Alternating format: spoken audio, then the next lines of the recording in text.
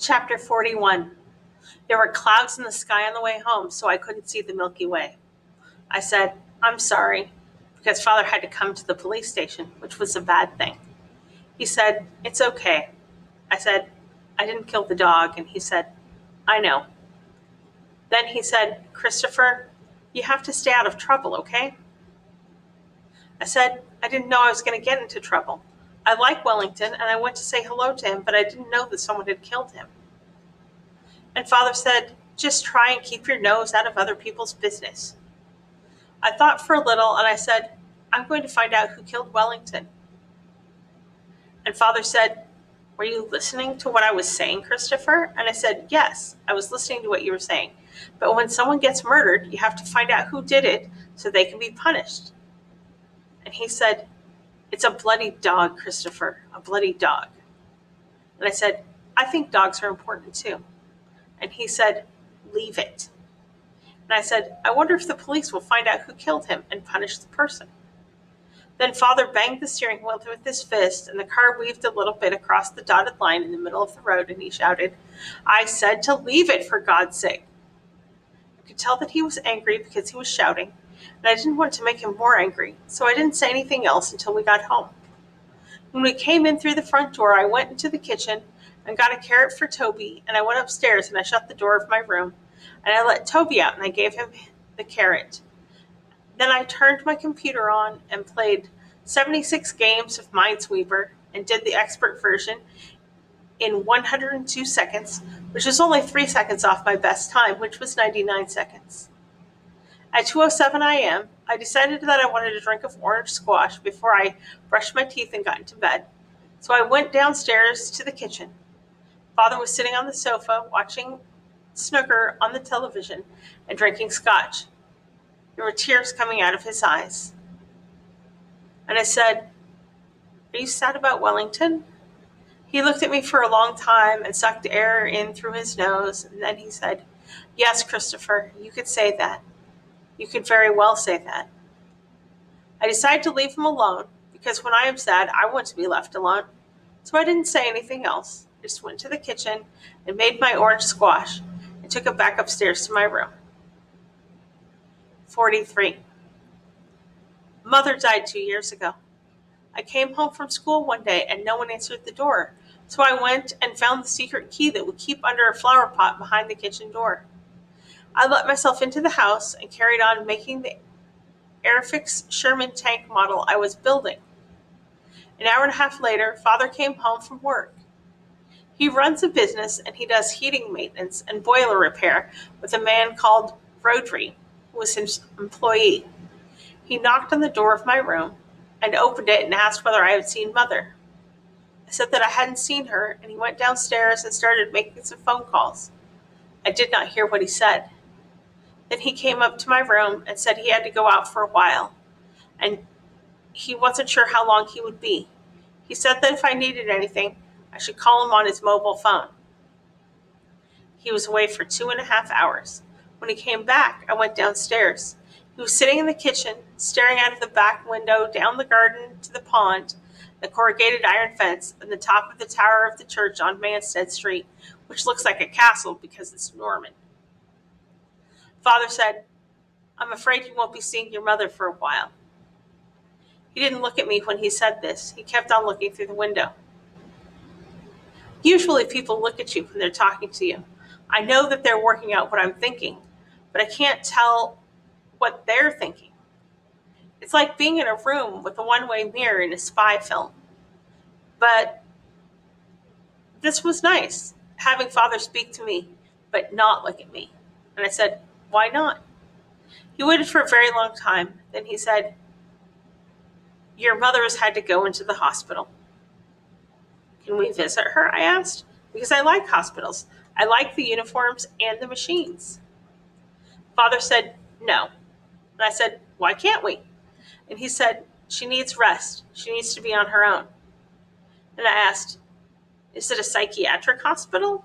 And Father said, "No, it's an ordinary hospital.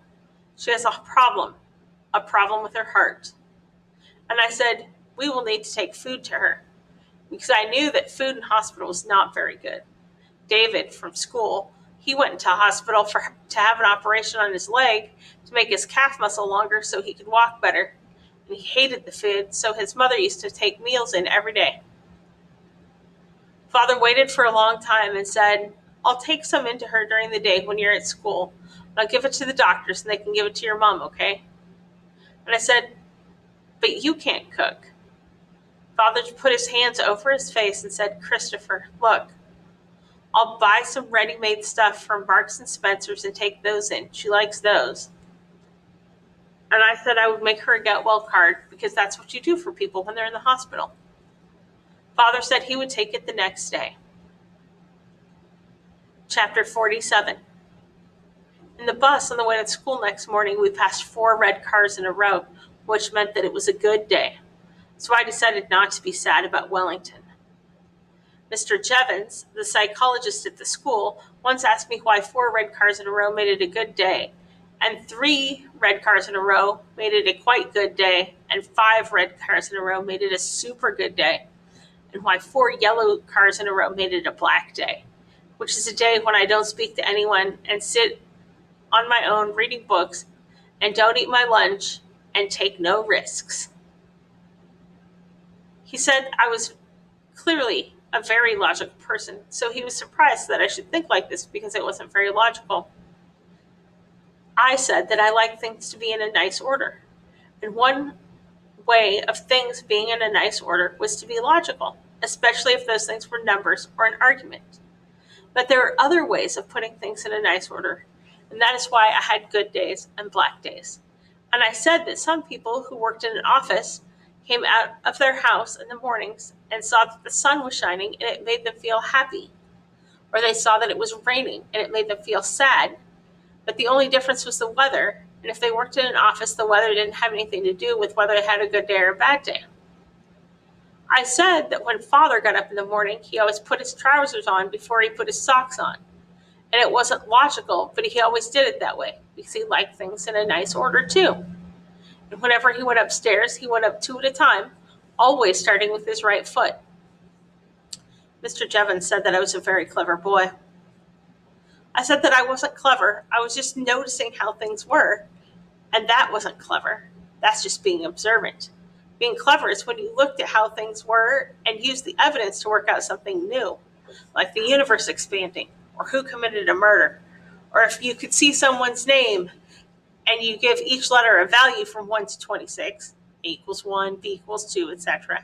You add up the numbers in your head and you find that it makes a prime number, like Jesus Christ, 151, or Scooby-Doo, 113, or Sherlock Holmes, 163, or Dr. Watson, 167.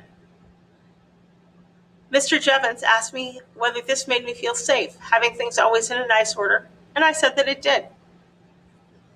Then he asked if I didn't like things changing, and I said I wouldn't mind things changing if I became an astronaut, for example, which is one of the biggest changes you can imagine, apart from becoming a girl or dying.